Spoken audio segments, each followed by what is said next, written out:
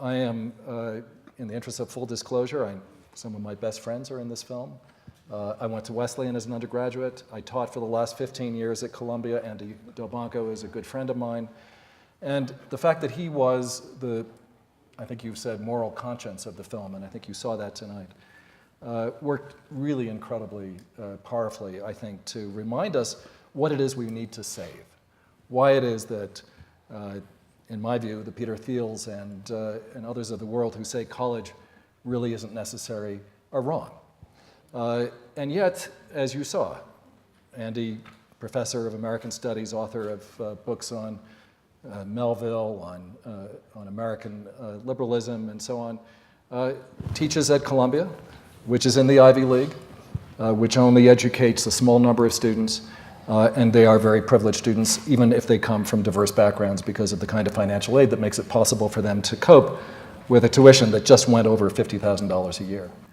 You saw, the remarkable story of the young man from Cleveland who succeeds in CS50. We hope it goes on to succeed in his full education at Harvard.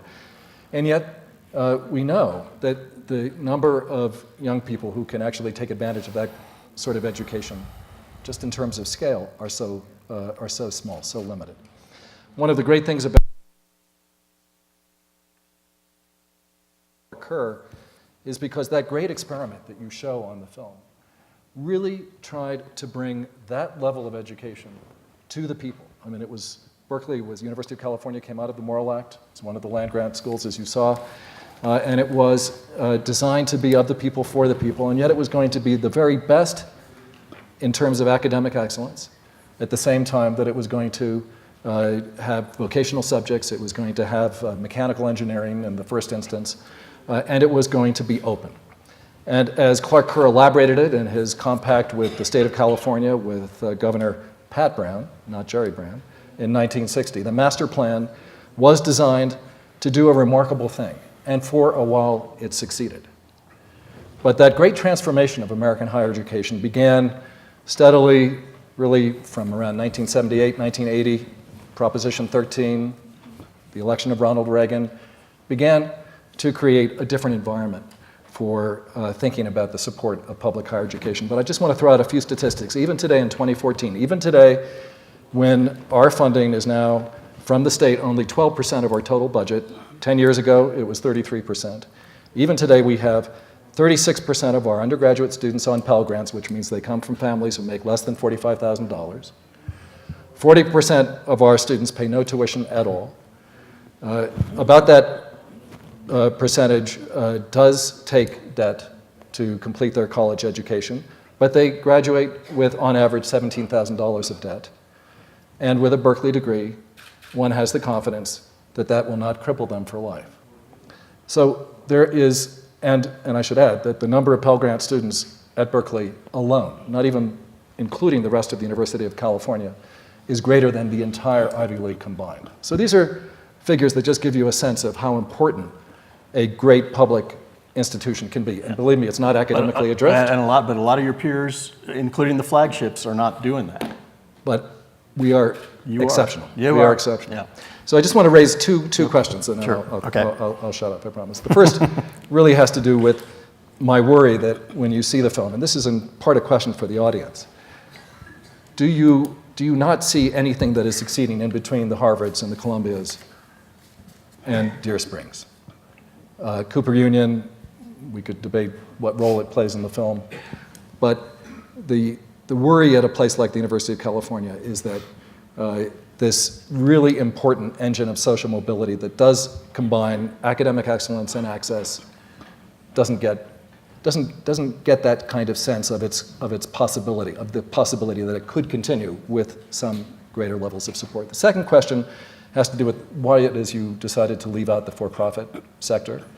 12% of students today hoping to complete four-year degrees are in the for-profit world.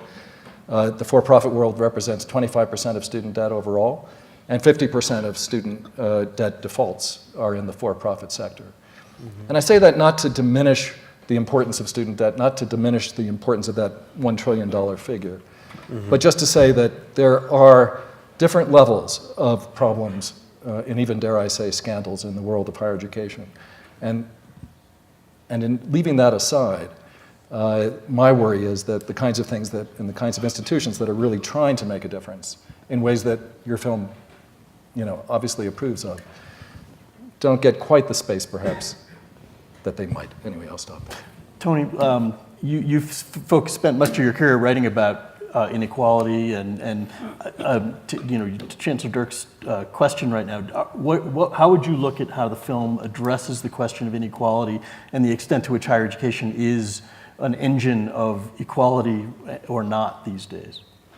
I think the film touches on inequality, and it does, excuse me, it does so to some extent symbolically. You have the young African-American man from Cleveland, which resonates with all of us, and in a lot of ways, it's a fairly subtle signal on race issues in America. I didn't see many other black kids in the film walking around Harvard or any of the other schools, actually.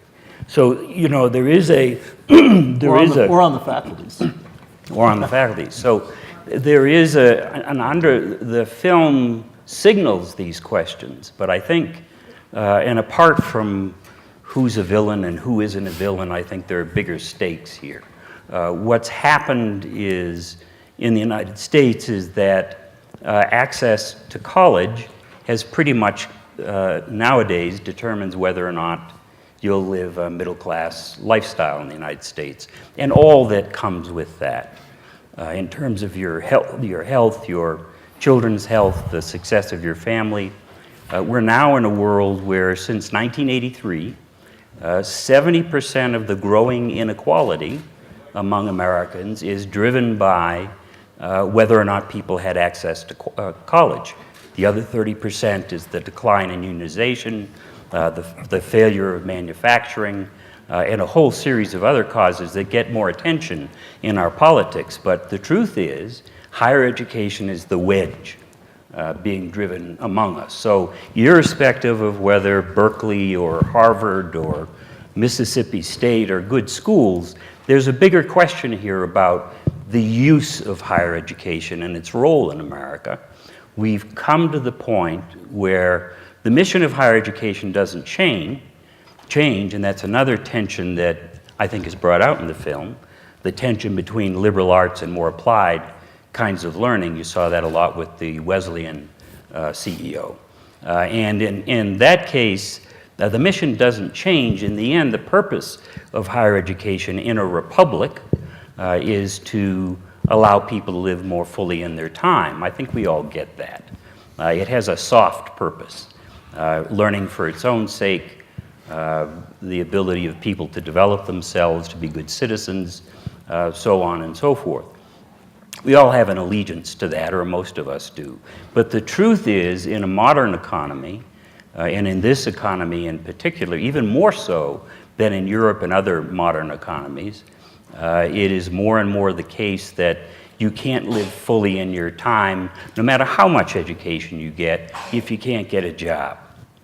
In the 1970s, 75% of American workers had high school or less.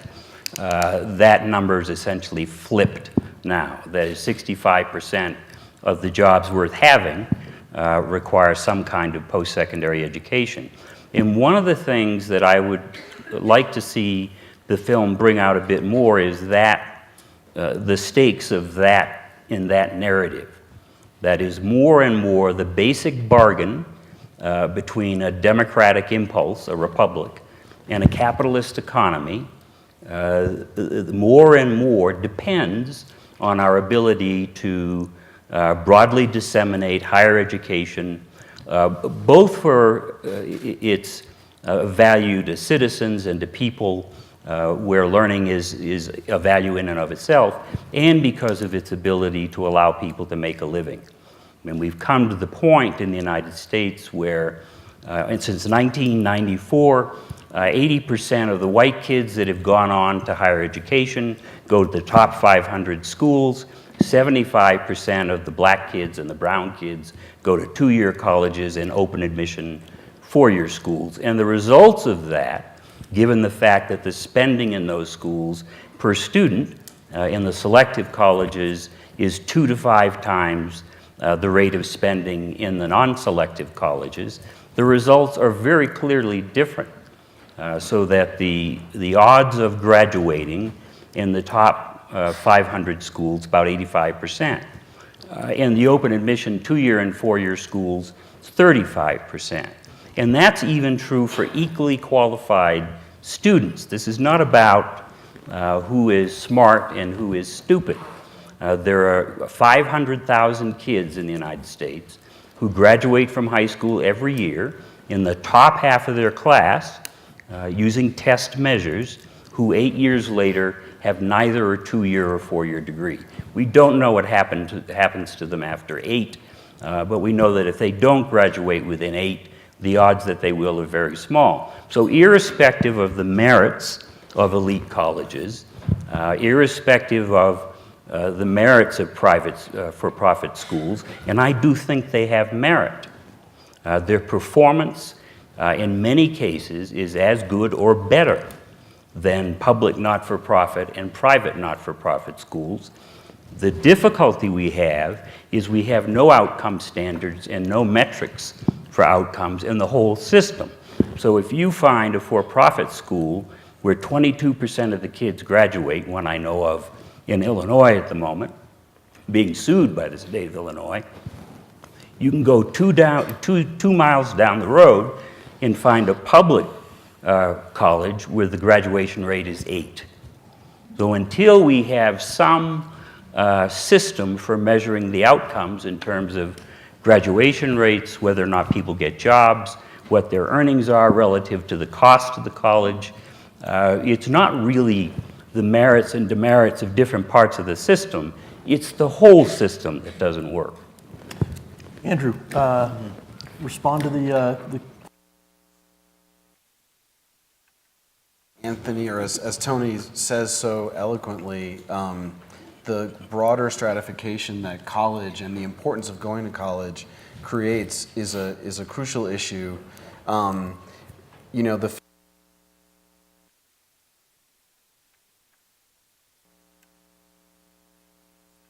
because he's really one of the leading voices in this, and basically saying that college in effect launders racial and class bias in America. And it was a very striking point that we had. I think ultimately, you know, this film is a launch pad for broader conversations that can be had about specifically the not-for-profit higher education system in this country. It is not able to accommodate every single issue. Every single screening that we go to, someone very passionately talks about either adjuncts or inequality or the bigger issues of state funding that they have in their particular state, or more extreme examples of party culture resulting in sexual assault, or more extreme examples of a student debtor who is struggling. And we wished that we would have been able to give life to the full depth of all of those stories, and we just had to make some choices. And so what you see on the screen is sort of a distillation of what we felt we could include. Specifically to the question of why are for-profits left out, that's absolutely a very good and legitimate question. And the rationale was to intentionally leave the for-profits out of the film because we wanted to focus on this idea of the brick and mortar university and this sort of mythology around having a bridge between adolescence and adulthood that takes place in 4 years on the sort of idyllic campus. And what are the merits of that intrinsically? Is it still something that is sort of worth it in the common parlance in a 21st century society and economy? Of course, we know that the for-profits have been the subject of other films, for example, that have been done by Frontline and congressional investigations by Senator Harkin and others, and they are rife with many profound problems and a big part of the student loan debt problem as well. But again, this film is, I think, in my understanding, one of the first films to really approach the idea of the for-profit sector. You mean the nonprofit? I mean, excuse me, the not-for-profit sector, Right. yes. Yeah. Yes. No, I think that's right, and I don't think there's any shortage of attention being paid to the for-profits. I tend to agree with you. So your friend Andy Delbanco said in the film that there have been a handful of times when people saying that things are going to look very different might be right, and that this might be one of them. And I'm curious, and he used the phrase apocalyptic vision about higher education. I'm curious, all three of you, do you think this is a time when and there's a whole lot of, you gave a lot of airtime to the disruption advocates, and Jill Lepore in the New Yorker this week had a pretty significant takedown of Clay Christensen and the disruption meme. But there's this sense out there that higher education is traditional higher education, the on-ground places that you're talking about are doomed, are on their last legs. Any of you buy that? Do you think that there is a serious threat to traditional higher education, not just for the very, very elite, but for everybody? I don't think so. I don't think what will happen is already happening. That is, we're doing nothing about this. That is, as a people, I have a friend in Europe who always tells me that you Americans, he says, are superficial and materialistic, but by God, you get things done. But we don't get things done anymore. So this is an issue like many others that will be allowed to drift. And doing nothing is a very powerful strategy, and we know how that strategy is working. What is happening is, even as state governments and others are demanding outcome standards and performance standards from higher ed, what that does is, if you want to have lower costs, higher graduation rates, more success in transferring people into labor markets, the way you do that when your budget is declining is you get better students. And getting better students means getting students whose parents have wallets, checkbooks, and checking accounts that can afford your school.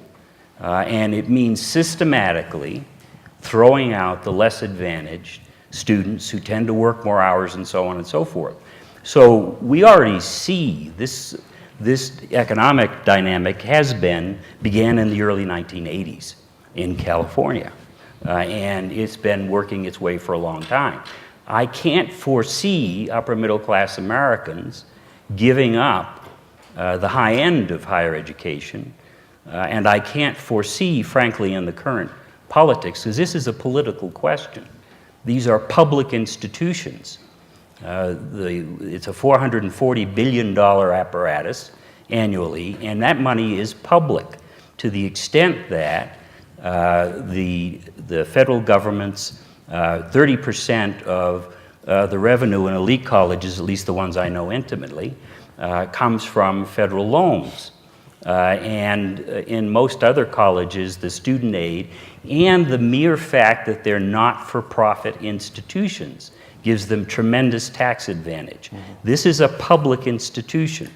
And so in the end... Even the private nonprofits. Even the private nonprofits. Yeah. They're all public.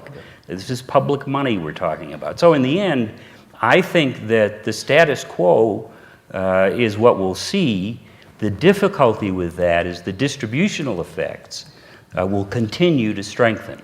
Mm-hmm. And more, one of the things we saw here is that general, solid liberal arts education is going to the upper 25% of the population.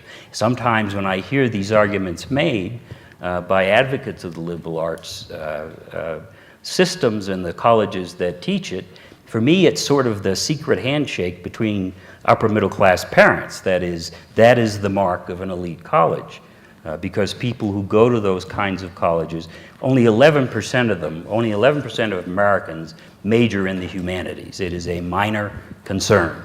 It went as high as 17% in 1979. It has never risen higher. It is an occupational preparation system. Our four-year colleges, 18% of the graduates are STEM students, science, technology, engineering, and math. 25% are business students, 10% are education students. I'm already up to 60% or so that are occupational. So truthfully, our higher ed system is the personnel system for the American economy. And its distributional effects have now become intergenerational, so that we see in the data that higher education now has been become a mechanism. It is essentially a mechanism that contributes to the intergenerational transmission of privilege. And that's something new since the 1990s. Andrew? Well, certainly when I was making the film in 2013, it was, for the first half of that year, really the moment when massive open online courses, MOOCs, were thought to be a game changer. And the media was covering it with such breathless excitement and mania. And mania, perhaps, yes. Yeah.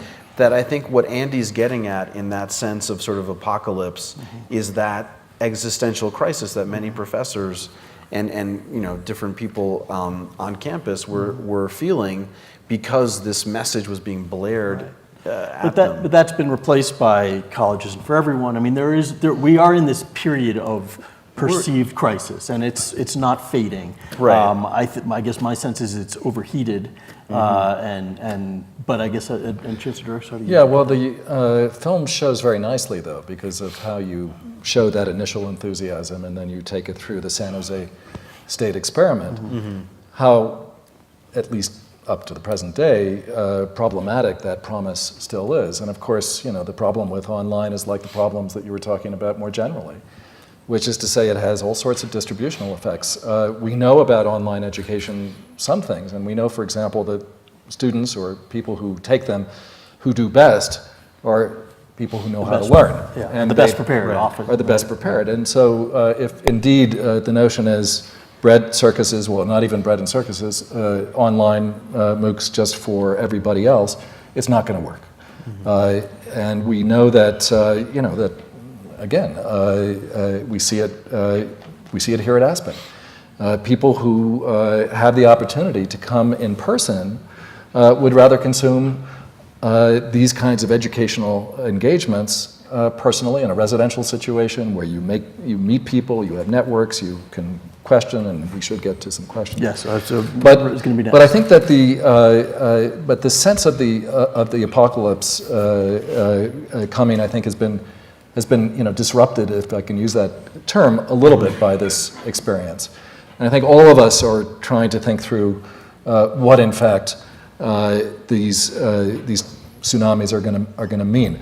My concern, again, I hate to be provincial about this, but again, in California, where 30% of all the undergraduates in the University of California have transferred into the university from California community colleges, that is still, I mean, it's not what it was, but it is still the finest example of how public higher education is working across different sectors of society. And yet, it is definitely challenged in very serious ways. So I don't think the apocalypse is tomorrow. I don't think it's in 3 or 4 years. Berkeley is going to survive because Berkeley has the prestige and the capacity to become more and more like Columbia and Harvard through philanthropy. But it's that system of social mobility that was, to some extent, and I think to a very important extent, realized in that experiment, that is at risk. Well, and the pressures that I think we're going to see is that I mean, Tony talked in the film about the MOOCs are certainly not the answer, but technology is going to be part of an answer. Absolutely. Right. But there also has to be a role of trying to persuade policymakers that investment in this, not just for individuals, but for society, still matters. We have time for a couple of questions, so I don't know if there's a microphone. Yeah, there's a microphone in the back, so we'll do one up here, right up front here. Oh, we can see you now. Yeah, no, exactly. Thank you very much for this film, which was really moving. We are parents of 3 and 6-year-olds, and projecting out 20 years has us thinking we might leave the country. What can one do, if you could drill it down a little bit, in college and university finance, to to take control of the growth of costs? And could you explain why costs in real terms have mushroomed into, well, insane levels? How can you keep the costs down? Can I just say one thing to this? I mean, I think it's important to, again, remember that you saw other graphs in the film. State funding has gone down. Tuition obviously has gone up. The cost, it's arguable that the cost of higher education hasn't gone up at that rate. No, the price has gone up. The price has gone up, not the cost. And I say that because, of course, if there were determination on the part of not just governments, not just states, but even of the private sector, that education is a public good, that controlling the price and making access into a national priority is something that is still important. I think we have the opportunity to think about what this escalation of really just an incredible sense of the threshold which increasingly people are going to fall under in terms of being able to think about 20 years from now affording a college education for our kids. But again, it's universities are trying to control costs. There are all sorts of ways in which procure. I mean, there are lots of things that are happening on the one hand. On the other hand, not a day goes by in my life in which there isn't somebody who says, you need to add an administrative staff person for compliance reasons, for regulation reasons, for sexual assault on campus reasons, because now we have to effectively become the local adjudicators of sexual assault. And we're in this kind of horrible contradictory situation where in order to do all the things that we're being asked to do, we're driving costs up through increasing the numbers of administrators.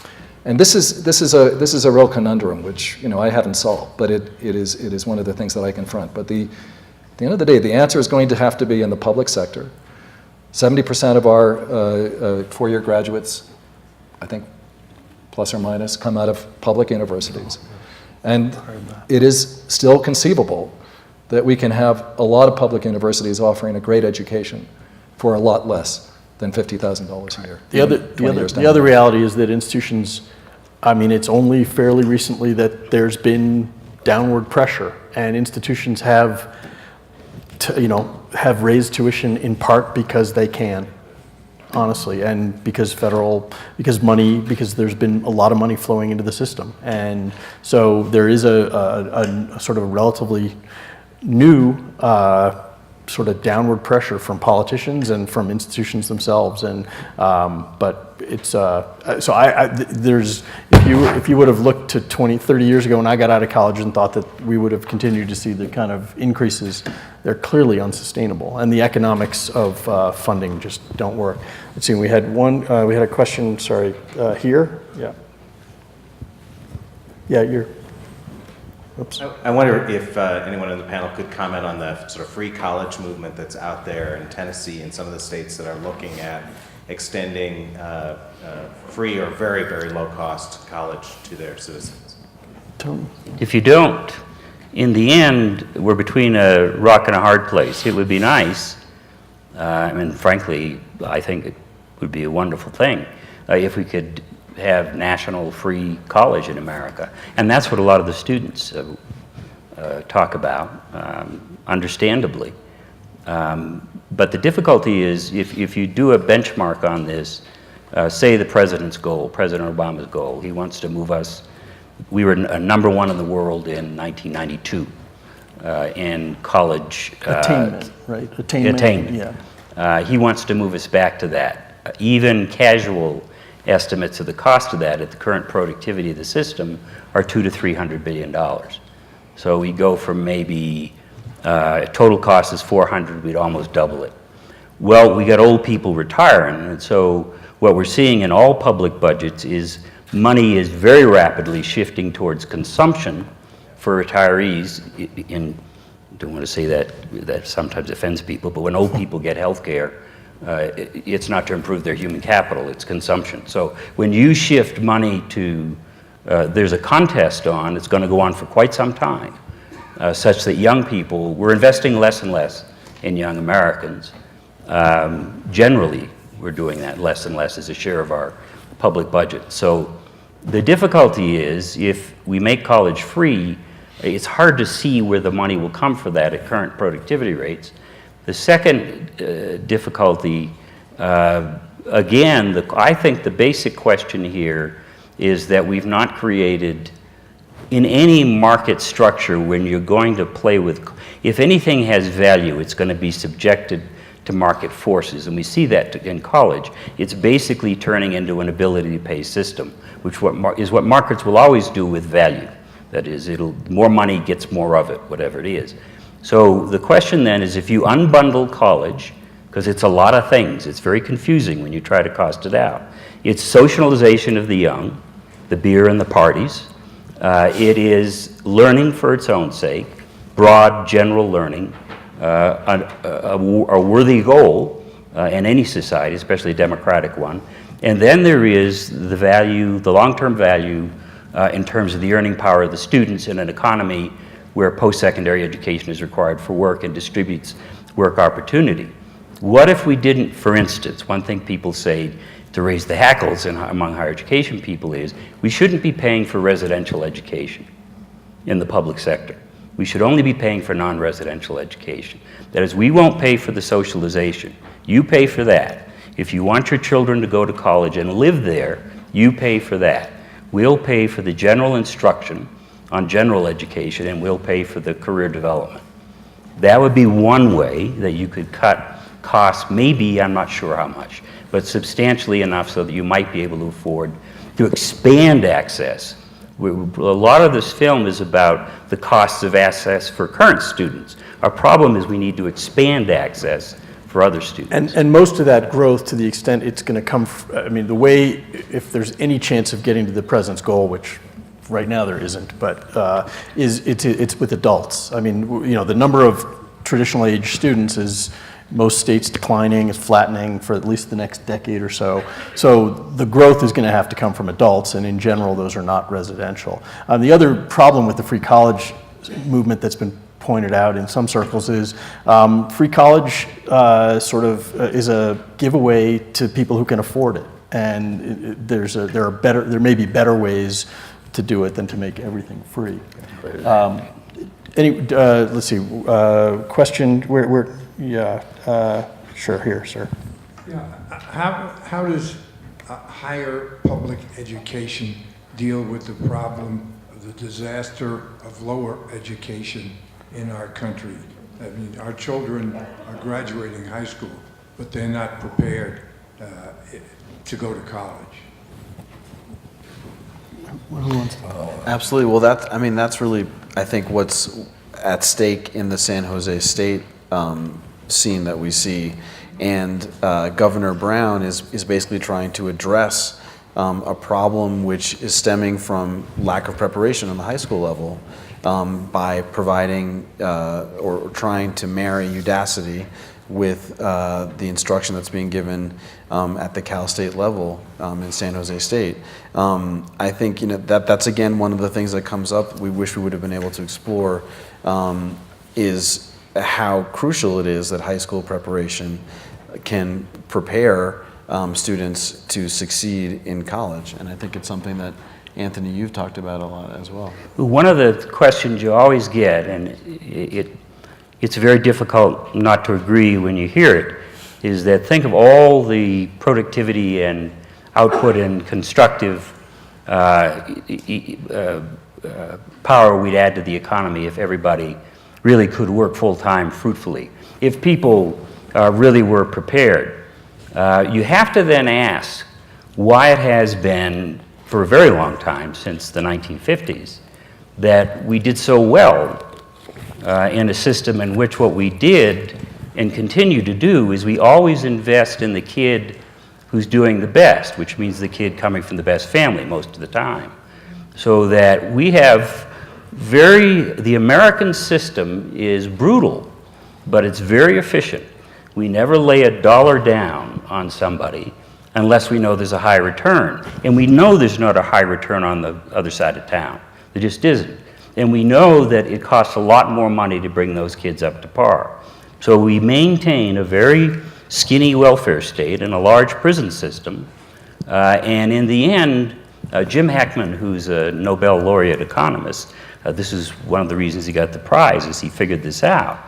He said, in order to bring us back to the earnings equality we had in 1972, because that is regarded by most American economists as the high point of the American miracle after World War II, the golden age.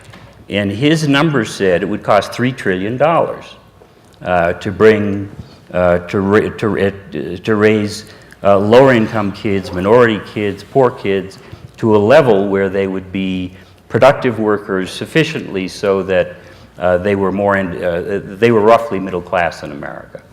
So it is suspicious when you look at American history, if it cost us so much in a market economy, why didn't we invest? I think the reason is it costs a lot to bring about social equality in any sense, so that the costs are daunting. That is, when people go and look at K-12 education and in court suits all over the country where state constitutions demand equality of opportunity, states have been sued and lost. The judges then have a very difficult time, because when they ask what will it cost to provide equal opportunity out of high school, the number is so prohibitive. I mean, this has happened in a number of states where they then make a bargain with the legislature, and the number gets much smaller very quickly. So there is a difficulty here in that. Now, one question is, going forward, will the old strategy work? Because in modern competition, the fact that we had a very strong elite in our labor force, and our economy was so flexible and unregulated, and we were bigger than all of our competitors. We were, 3 times the size of Japan's economy, twice or 3 times Germany, I forget. But in any event, if only our top 15 or 20% were good, that was 3 times as many good engineers Japan or Germany had. Now we're dealing with China and the Soviet Union and Brazil, big demographic nations, and simply being good at, they can outproduce us very easily. Oh, they haven't yet, I would argue, but they can in time. We're going to have to go much deeper Tony, in I'm our gonna cut you off population. there. The bottom line, though, also is higher education can't continue to just point the finger at K-12 and say, they're giving us crappy students, so we can't do anything with them. That's just, those days are past. Question back there, please. Can you hear me? Yep. All right. I'm a pianist at a nonprofit conservatory institution, and I have a friend that's a harpist that's going to be graduating their undergraduate program with $100,000 in debt. The dean of the conservatory last year made $800,000 in salary, and my question is, what steps are being taken to ensure that these institutions are, one, fulfilling their mission, but two, not overpaying administrators to do their job? I mean, I being a student in the school, I sometimes feel like if the school is able to operate without students, it would. And I felt like that wasn't something that the film really addressed. What you identify as a really difficult problem. There was a study that was released 2 weeks ago, and in the New York Times, Tamar Lewin was writing about it, showing that in public universities, for example, those institutions that have the highest paid presidents of the university also had a correlation to the highest amounts of student debt and also the largest amounts of adjunct faculty at the school. I don't think really anything meaningful is being done about this problem. We see it rampant in places like Cooper Union, which is a school, as you see, of 1,000 students and supposed to be free.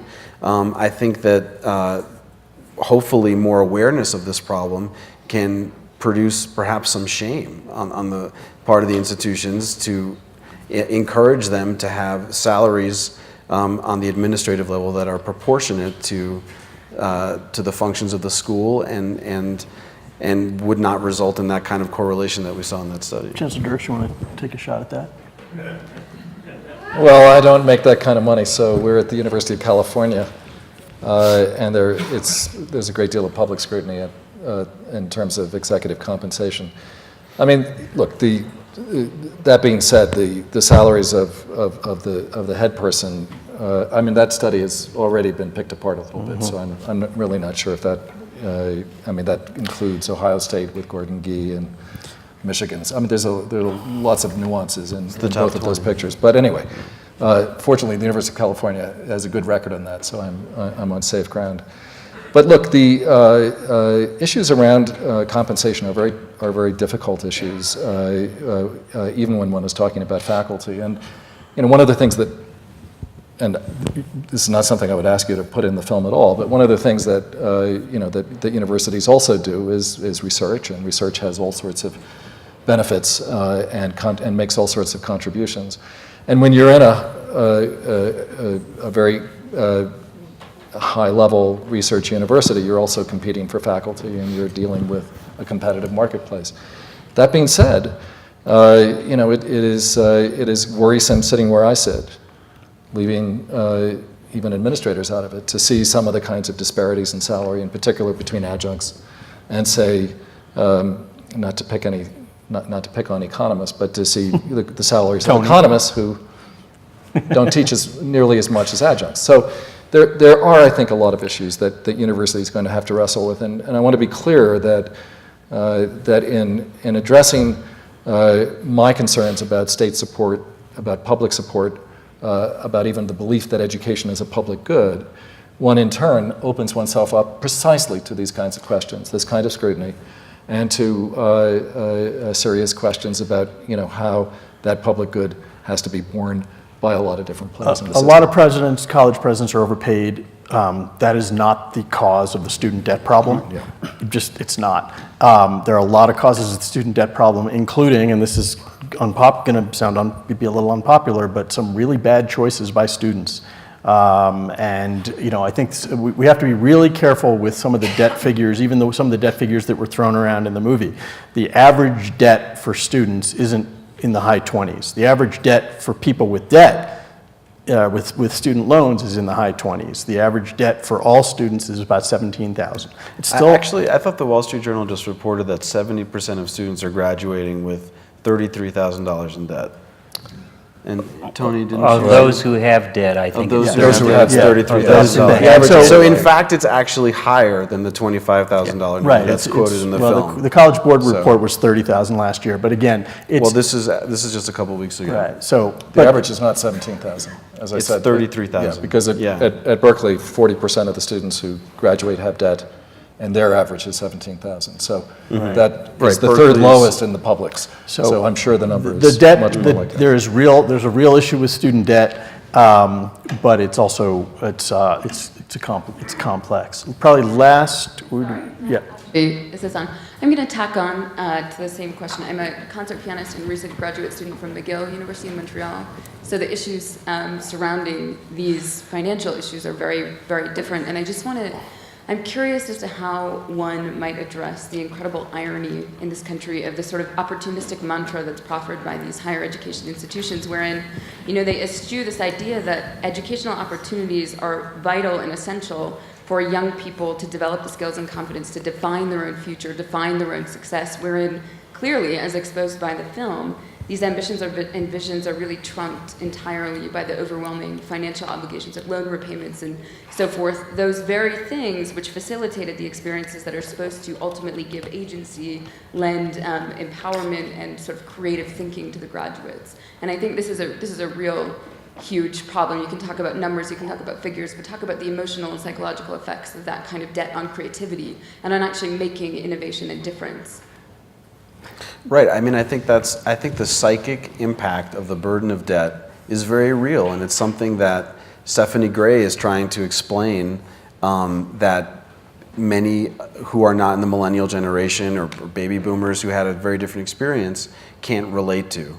I think that is also true for those who have the stratospheric amount of debt that she has, which is rare, and those who have lower amounts of debt. For example, $33,000 for many people would be very difficult to carry, and if indeed they do go into default, the other 50% who are not at the for-profit institutions, that can balloon and exponentially very, very quickly.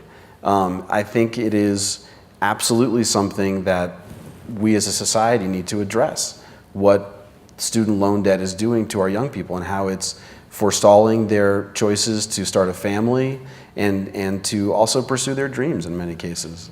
It's a big And problem. there are differences in that is, the less your parents are and the more debt averse you are. So oftentimes, one of the things that shows up in the data that is interesting is that there are a lot of working class and low income students, especially Latinos and especially Latino females, who don't take out enough debt that is given their majors and their likely earning prospects. So there's a distributional impact there as well. Being debt averse is also an American characteristic, generally speaking. That is, not to want to be indebted is something that's relatively strong in the American culture. So in a way, it inhibits people. You're talking about what happens to you when you get the debt, but it also inhibits people from matching well to a school they might go to and a major that will likely earn them enough money to make the debt worthwhile. Remember, a lot of this debt is worth it.